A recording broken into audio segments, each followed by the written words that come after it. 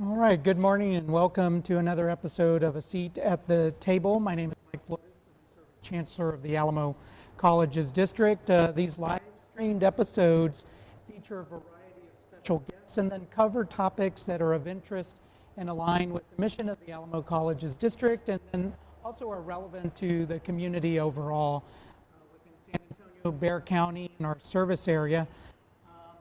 Discussions, we're going to encourage community members, whether faculty, staff, of course, our 65,000 plus students or community members that happen to tune in to the live stream to give us your comments or questions related to this morning's discussion. So take a seat and join the conversation with us. For today's episode, we're going to be discussing the upcoming elections. Not only do we have a presidential election, we also have other federal, state, and local elections. In fact, within San Antonio, we have three propositions related to the 1A cent sales tax. Voters within some school districts, within SAISD, have a bond election.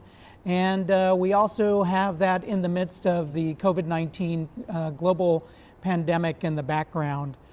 So I think many of us would say that the 2020 election season has been one of the most dynamic to date, and definitely one of the most interesting.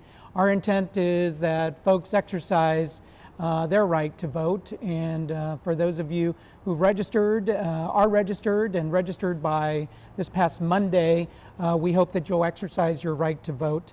To be able to do that, for this morning's discussion, we're joined by County Commissioner Justin Rodriguez, who's with us, and thank you for joining us this morning. Absolutely, Dr. Flores, thanks for having us in beautiful new facility here. So looking forward to the conversation. Thank you so much. All right, thank you, Commissioner. And we also have one of our student leaders, Megan Setterbo, and Megan serves as chair of the Student District Council as well as president of the Northeast Lakeview Student Government Association. Yes, thank you for having me. It's good to be back. All right, good to see you again in person. I think for many folks we see each other virtually, and so it's nice to be 6 feet apart and of course utilizing public health protocols, as you can see us here at the DSO building outside and with our masks earlier. So I'm going to go straight in. We have about 30 minutes. I'm going to go straight into some questions both for Commissioner Rodriguez and for Megan related to both the election season. November 3rd is election day, but I've heard that with early vote, with ways in which we're encouraging voter participation, that it's actually election season. Can you tell us a little bit about that, Commissioner Rodriguez? No, absolutely, Mike. So again, thanks again for hosting us. I think this is certainly an important conversation. It's a timely conversation. So you mentioned election season, right? And people often say, well, I can't wait for election day to get out there and vote, and they circle November 3rd on their calendar. Well, the reality is ballots are being cast now, right? For those that are over 65 or those others that are eligible for mail ballots. I think at this point, here we are, still a week or so away from early voting, but several thousand ballots have been cast already in Bexar County for those that have submitted mail ballots. So, what we've done at the county and what my office has pushed for over the last few months is, you mentioned this is an unusual circumstance. We know already when you look at historic numbers in Bexar County, the year that we have a presidential election, there's heightened interest normally. You figure 50-55% historic numbers turn out. But we also know overlaid with that is the fact that we are in a public health crisis, right? So we don't want the fear of contracting COVID or folks that fear the community spread to prevent people from casting their ballot, right? This is a sacred right. We want people to feel safe in coming out. So the county did a number of things to be proactive this year that's kind of been different from years past. I mentioned the mail ballots. This is the first time ever the county has proactively sent out to every 65 and over aged voter in Bexar County an application to vote by mail. So again, we know they're eligible under the election code. We sent those out. We're also doing tracking. So I know there was some concern several weeks back about the U.S. Postal Service and potential cuts. Okay. You can still drop off your mail ballot if you're not comfortable putting in the mail. But to feel even more secure now, there's a tracking mechanism so that if you put it in the mailbox, much like you can track, your Amazon package or your whatever it is, you can also track your mail ballot. So, Okay. So those were some of the first things we did to make sure people felt safe about not just number one, casting their ballot, but the integrity of their vote and it being counted. And then we did, we expanded the number of early voting sites. Look, November 3rd's election day. The reality is, from October 13th to October 30th, that's 18 days. More than what we usually have. Typically is about 2 weeks of early voting. We have almost 3 weeks now to cast our ballots, 18 days. Over that span of 18 days, we counted there's over 200 hours in that 3 weeks. People have plenty of opportunity. We want to make sure that they have flexibility and convenience. So we also opened the first time ever mega centers in the 4 quadrants of the county. In fact, Alamo Colleges was instrumental. And will be one of those mega sites on the south side at the Palo Alto campus, the Performing Arts Center. Great. On the great. east side, AT&T Center. On the west side, St. Paul's Community Center. And then up north, the Alcivar Shrine. So those mega centers also, for those that feel like, hey, I want to get go vote, but I don't want to wait in cramped facilities. If there's long lines at those facilities, there's enough space to properly space people out, that 6 feet distance, if not more. So I think there's a number of things the county did to make sure that people feel safe in exercising that right. We want to encourage people, don't wait till November 3rd. Take advantage of those 3 weeks of early voting. By the way, the last week of early voting, polls are open till 10 p.m. as well. It's the first time we've done that here in Bexar County. We push for that because we know we've got those on the front lines. We've got healthcare workers who often work double shifts or odd hours. We've got bus operators. We wanted to provide that flexibility so that really there shouldn't be any excuse for people not going to cast their ballots. So that's some of the things. And then of course the personal protective equipment, those that come to the polling sites. We know that the average age of our election workers is 72. We want to keep those folks safe as well. So we will have masks, we will have gloves, we'll have sanitizer, whatever it is to make you feel safe casting your ballot. It's going to happen, and we're looking forward to a successful election season, as you mentioned. Election season. Yeah. Well, Commissioner, I think one of the things, so you had mentioned the variety of ways in which the county and others are encouraging voting. So mail ballots for those 65 years of age plus. Right. I know my mom is looking forward to receiving hers, and my mother-in-law as well. Yeah. So, and then they can track. Yes. Wow, they can track just like Amazon or Yeah, other providers. Exactly. 200 hours of early voting. 204. To be 204, exact. Yeah. okay. 204. We counted. Look, there's 2 weekends during that 3 weeks, Saturday and Sunday. Sunday hours are a little shorter, 12 to 6 on those Sundays, but for the most part, the first few 2 weeks, 8 to 8, and then I mentioned that last week, 8 a.m. to 10 p.m. So plenty of hours, 48 early voting sites, I'll mention that. So that's up from about 41, I think we had last cycle. So there's 48 early voting sites spread out throughout the county, very flexible hours. And the other thing I'll mention too is that it's a long ballot. You talked about the fact that folks, if they see this sample ballot, I mean, it is a couple pages long, right? Right. Depending on where you live, you've got the City of San Antonio propositions, you've got school district bond elections, in addition to all the candidates. What we're really encouraging folks to do is to plan their vote, right? Plan your vote. And to that degree, we actually set up a collaboration, my office, with Move San Antonio and the U.S. Digital Response Team, a website called planyourvotesa.org. We want to encourage folks to go to that.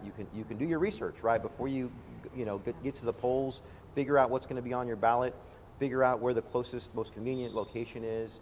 And so I think that's vital this particular cycle, because the last thing you want to do is linger around the polling site trying to figure out who you want to vote for. We know the longer you do that, the more crowded it is. for safety purposes, you want to get in and out as quickly as Right, possible. So, right. so planning your vote is so critical this this election season as well. Excellent. Okay, so planyourvotesa.org. Planyourvotesa.org is where you need to go to. And then any other things that we should consider for election season going all the way up to November 3rd's election day? Yeah, I mean, look, I think the most important thing we can do at this point is encourage our friends and neighbors to vote, right? I mean, look, I'm a proud Democrat, but this is a nonpartisan issue. We want to make sure people of all stripes are out getting to the polls. This is your chance to have your voice heard. And really, when you think about it, I know oftentimes people will go because it's a presidential year. Right. But the reality is there are down ballot races that probably have more of an impact on your daily life than the top of the ticket stuff. Yes. So we want to make sure people go all the way through. Don't just stop at the top. Go all the way through. Take your time to go through and research those candidates, those issues. You mentioned the propositions that the city's got forward with respect to workforce development and transportation. Critical issues to our community, and I think we all should have a say in those as well. So I think that's the most important thing, Mike, is let's make sure that people are engaged, that they're researching and being informed, and that they have that plan to get to the polls. We know everybody can come up with an excuse. That's why we say, look, get out there. You got 3 weeks to get it done, and I think that's the most critical thing, is that they take that opportunity to have their voice heard. Excellent, excellent. Well, thank you, Commissioner, for joining us this morning. Absolutely. And thank you for your championing greater engagement and access to the ballot. As the Commissioner mentioned, regardless of partisan affiliation or the way that you're going to vote, the important thing is actually to exercise your right to vote. Absolutely. So I think one of the things we talk about the propositions and about electing leaders, and so we're fortunate that we have one of our student leaders with us, Megan Setterbo is a student leader. She's chair of the Student District Council for Alamo Colleges, which encompasses all 5 of our colleges, and then she serves as student government president for Northeast Lakeview College, and she does that while she's also juggling her academic career and then also working. And so I'm going to ask you first, Megan, if you can tell us a little bit about what the SDC or the Alamo College's Student District Council does. Of course. So Student District Council is comprised of 10 student delegates, 2 students from each of the 5 Alamo College's student government associations. So within those 10 student delegates, they elect a treasurer, a secretary, and a chairperson to lead them through the following academic year. Within Student District Council, there's also a position called the Student Trustee, and that position is elected by the Board of Trustees. So within SDC, we collaborate a lot with each other to address issues, concerns, and solutions across all 5 colleges that impact the student body. Excellent. And then what are some of the programs or events that you all have been involved in? All the student government associations and their respective offices of student life have collaborated in some way with League of Women Voters or Move Texas, especially since voter registration has ended, we have now moved to voter mobilization, encouraging students to get out there and vote. So, for example, a few of the Alamo colleges have partnered with Power to the Polls to provide training to become a volunteer or paid voter deputy to work at the polling places. So that's a very exciting thing. We have a couple presentations coming up from representatives from Power to the Polls to teach us how we can get students involved, how we ourselves can be involved in that. So that's exciting. I'm very excited for that. Great. What's your sense then, Megan, based upon the involvement of SDC, but I think you obviously have a demonstrated interest, and so what do you think, what would you say to students or individuals that are looking at the live stream now about going out to vote? I tell students this all the time. Voting is our superpower. Voting is the way that we can create change in our communities. The Alamo College students are the community of San Antonio. We have over 65,000 students you mentioned earlier. Yes. 65,000 students in the Alamo colleges alone. That encompasses a broad, very beautiful, diverse amount of demographics within San Antonio. We hit so many different age brackets, so many different boxes of race and ethnicity, gender expression, and identity. Those are the voices that should be heard. Everyone's voice deserves to be heard, and voting is one of the simplest ways that we can do that. So thank you. So you heard it as Megan mentioned, so voting is your superpower, right? And especially with regard to the fabric of Alamo College's district and having students come from every part of Bexar County and surrounding counties. I think that's so important. We are taking questions, so if you have any questions, please go ahead and let us know what that looks like. So we do have one question coming in, but the Commissioner Rodriguez has been very active in mentioning voter engagement, but before we pivot to our first question on voting, can you tell us a little bit about Bear Strong, Commissioner? Yeah, absolutely. So look, and I can't speak about Bear Strong without mentioning the partnership with Alamo Colleges. So, as we have gone through this pandemic, we know that there are folks who have lost jobs, who are out of work or underemployed. The Bear Strong is an opportunity for us to help lift those folks up, right? Let's figure out a way we can get them training, whether it's through Alamo Colleges or through Project Quest. And look, it's a little bit tricky because we're aiming at a moving target. We don't know what the jobs of tomorrow are going to look like, much less 6 months from now.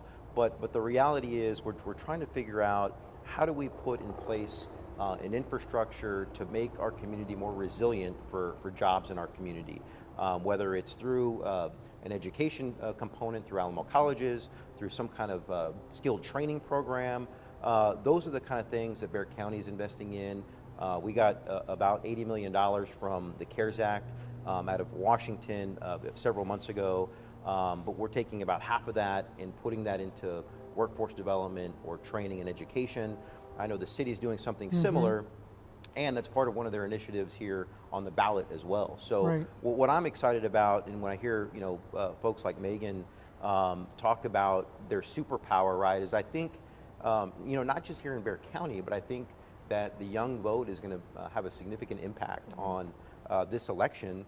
And our hope is always that those first-time voters become consistent voters. And I think we all have that interest in mind when we talk about civic engagement and how we make our community stronger. It really is through participation in civic life and in governance. And I think it's exciting to hear what they're doing. And certainly what you've done, Mike, I can't pass that opportunity up. I will tell you that Alamo Colleges over the years has lifted a lot of people up. My brothers and I've got two brothers, all first generation college students. We all did at least a couple semesters at San Antonio College, and it was our bridge to a 4-year degree.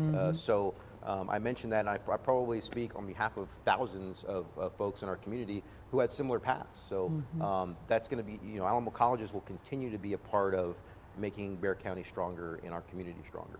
All right. Well, thank you for your commitment, Commissioner, to each and every neighborhood within Bexar County, ensuring that folks can make it through the pandemic with efforts such as Bear Strong, and then are ready to move forward, exercising their superpower, as Megan mentioned, to be able to vote. The question that we had is with relation to Commissioner, can residents vote anywhere in Bexar County? Absolutely. So if you are a resident of Bexar County, and this actually changed a little bit in 2019. So it used to be during early vote, you could go anywhere in the county and cast a ballot at any of the early voting locations. If you waited till Election Day in the past, you were kind of tethered to your neighborhood precinct polling location. So for example, for me, we live over near St. Mary's University. We had to go to Woodlawn Hills Elementary. Nowhere else could I go on Election Day. I had to go there. So we changed that in 2019 to this vote center model. So now, even if you happen to wait till Election Day, it operates very much the same way as it does early voting. You can go to any polling location in Bexar County and cast your ballot even on Election Day. So if you wait, if you wait till then, you can go anywhere. It just makes it more convenient, right? And it makes complete sense. I mean, sometimes you're across town and have to race back to your polling location. It's a little antiquated. So we made that change last year. And the answer to the question is, whether it's early vote or Election Day, You can cast your ballot. You want to be prepared because sometimes you walk in and you don't have your little voter registration card. It's okay if you don't have that, but you do have to have an ID, right? I mean, the legislature passed that law several sessions back, so you have to have an ID now. But as long as you have that, you can vote anywhere in Bexar County. Okay, so with relation to that, so you can vote anywhere in Bexar County during the early voting period and also now on November 3rd on Election Day itself. And then there was a very specific question about the submittal of a change of address voter registration information. And so what I would say to that, I think there was a question about having moved and if they don't have their card. So two things I would suggest. One, you can go to the website that we set up, planyourvotesa.org. You can check your status there. If you don't have access to the internet, all you have to do is call the elections office. It's 210-335-VOTE, V-O-T-E, which is 8683, 335-8683. That goes directly to the elections office. Someone there can help look you up and make sure that you've got everything you need to exercise that superpower come election season. Okay. Okay, excellent, excellent. And so as we look at those things, what are some, planyourvotesa.org. I know that, Megan, you mentioned several other groups, Power to the Polls, and that you all are working with them. And initially it was voter registration all the way up until this past Monday, and now it is voter mobilization. Yes. Tell us a little bit more about that. So for my student government at NLC specifically, we've been utilizing Instagram a lot more, creating different simple graphics to encourage students to vote, to let them know these are the dates, or you can, facts like you can vote anywhere right now and on election day.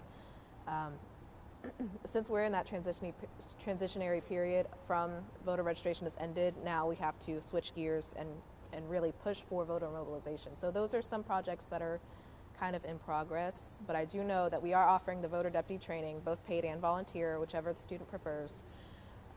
Also working with Move Texas, just a lot of marketing. It's been a lot of marketing and digital engagement, promoting voter participation to students. Voter participation. And I think what Megan they call mobilization is for those of us that have been through campaigns a number of times, we call it GOTV, right? It's get out the vote. At this point, you're past the registration deadline.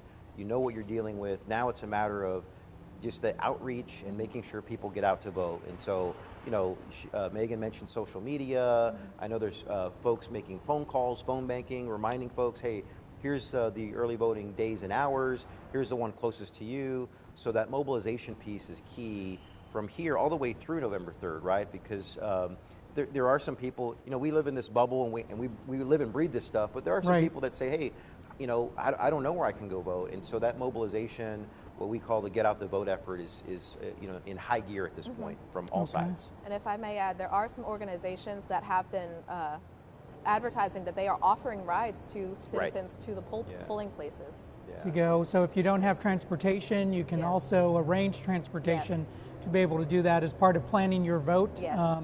All of the sites. So early voting starts next Tuesday. It does, right? October 13th. Okay. And runs through the 30th. Through the 30th, from the 13th through the 30th, starting next Tuesday, 204 hours of early voting. 204 hours. And I know, we talked before we went on, Mike, about there's been a lot of litigation this election season. So it tends to confuse people. So just to clarify, I mentioned normally we have about 2 weeks of early voting. The governor added 6 days to early voting, and there was a lawsuit by I think the Harris County GOP to prevent that from happening. I saw this morning that the Texas Supreme Court has upheld the 6 days, the 6 extra days. So that has not changed. It is still October 13th through the 30th. I think it's one of the good things, if you will, that the governor's done this election is giving us a few more days, and that goes to the safety protocols, right? I mean, the more days you have, the more you can spread folks out. Hopefully that means shorter lines. All of those things I think are important, particularly in the public health crisis we're under now. So I just want to make sure that viewers know that it does start October 13th, and that's not going to change. Great. And then, Commissioner, what are some of the other public health protocols that Yeah. voters can look forward to when they go to their polling place? Yeah, so a couple things. Number one, and again, the website has some of the protocols listed. Okay. If, oftentimes, you run into the house and we're all kind of getting used to, now grabbing your phone, your keys, your wallet, your purse, and your mask, right? But sometimes, and I've found myself now with about 3 or 4 masks in my glove box, Yeah. just as backup, but sometimes people forget their mask. If that's the case and you're running to the polls, don't worry about it. We got you covered. Each of the polling sites are going to have extra masks. You feel more comfortable putting gloves on, they'll have gloves, sanitizers. Everything is wiped down and cleaned after all the voter interface. And so, in fact, they'll even have, we have the touch screens now. When you go in to vote, they'll have pencils that you can use. Instead of touching the screens, if you don't want to touch them, you can use the pencil. Just take the pencil with you after you're done. So I think there's a number of things that we're doing to make sure that that interface is safe. Again, the concern is not just for the voters, but for our election judges as well, who are in that facility for 12, 14 hours a day during early vote. So I would tell folks that the safety protocols in place for our community certainly are going to help with that interface, and you should not be concerned about the safety of yourself or others when you go vote. Don't let it prevent you. Okay, I know we have a question. So, for instance, I've lived in my house for over 10 years at that address, and so that was probably the last time I completed or voter registration card, right, for my current address. So the question is, does a voter registration expire? That's our last question. Yeah, so that's a great question. So technically the answer is no. As you mentioned, and the same for me, we've been in our house now for about 12 years, and every, I guess it's 18 months or 2 years, you get a new card, and you don't have to do anything proactive to renew that, right? Okay. And so it does not expire. What I will tell you, and there's been, I referred to, the litigation over the years, and there's been some issues in the legislature about what the Secretary of State calls scrubbing the voter list, and that's, somewhat controversial, and I think it's still unsettled. But what they've done is said, look, this is a voter that has been inactive. It's someone that's not voted in the last, 10 election cycles. And so that they take them off the registration list. I don't think that's something that we should be doing as a state. Sometimes people choose not to go vote, but it doesn't mean that their registration expires. So I think the safest thing you can do, if you have any questions about that, is again call the elections office and make sure that you're on the rolls. Because I have had people on election day call me, constituents, and say, hey, I'm here. They won't let me vote. They can't find me. In that case, what they'll do is you could submit a provisional ballot. So don't let anybody tell you that you're not registered or you can't vote. Again, this is your right, and if you need any help, like I said, call my office. We'll try and figure it out for you. All right. Well, thank you, Commissioner. And so a lot of information. We've talked about the ways in which students, Megan and her peers, right, are encouraging, first registering, and now assisting in mobilizing or getting out the vote to exercise your right to vote. And Commissioner Rodriguez has been very active in ensuring that there are multiple ways that we have access to be able to cast our vote, and what that looks like. There is a lot of information. We actually, disseminated that information to students, faculty, and staff through what we're calling Alamo Votes. So you can go to alamo.edu/Alamo Votes, or if you want to go through your email and search, you can just type in Alamo Votes to be able to get that. Commissioner Rodriguez mentioned planyourvotesa.org, and that was just launched yesterday. Yesterday. It's fresh, so we're still working out some kinks, but we think by this week it'll be all worked out, and again, it's a great interface to inform yourself and plan your vote, as the name suggests. Excellent. And Commissioner, I'm sure it has the phone number on there, but for folks who are watching, if they want to call Bexar County Elections, they can call 210-335-VOTE, VOTE, which is 8683. All right. Well, I want to thank you both, Megan Setterbo, our student leader, and Commissioner Rodriguez from Bexar County. Thank you both for joining us at the seat at the table. Additional questions and comments will be answered via social media. Have a great week, you all. Thank you.